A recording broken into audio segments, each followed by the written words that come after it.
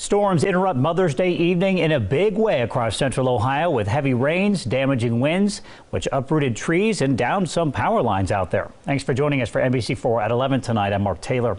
We saw a little bit of everything today, from a chilly morning to afternoon sun and eventually that severe weather tonight. Right now, AEP is reporting more than 9,000 customers without power. As many as 15,000 were out of power earlier tonight. Storm Team 4 meteorologist Ben GELBER joining us now with Central Ohio's most accurate forecast. You predicted this storm was going to move quickly, and you were right. Yeah, Mark, and they packed a punch. Last night we talked about the rare convergence of a lobe of the polar vortex and Alberta Clipper in May, when the sun is as high as it is in early August, boosting our temperature near 60, while it's a record-breaking 20 to 30 below at 20,000 feet. That's what I mentioned was a perfect recipe for hail and wind.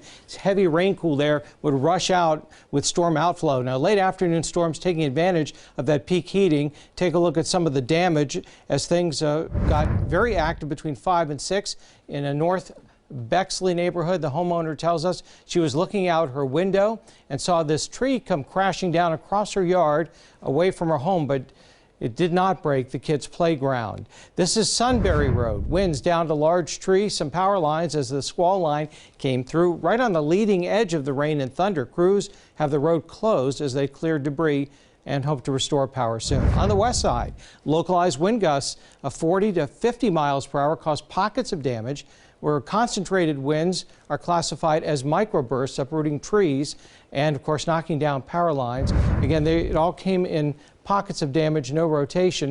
And then, of course, with frigid air from north of the Arctic Circle overhead, taller storms predicted hail. NBC4 photographer Steve Wainford took this picture of small hail, generally pea-sized, in upper Arlington. We also had hail from Hilliard to Reynoldsburg.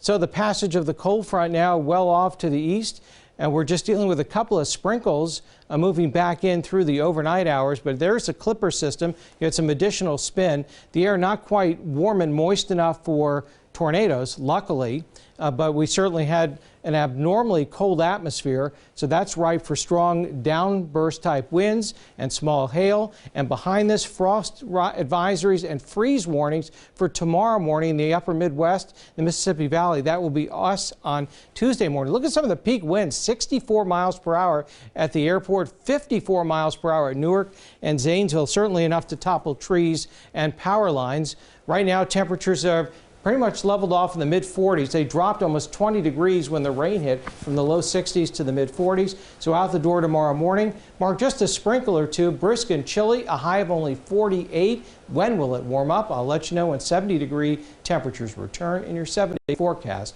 in a few minutes.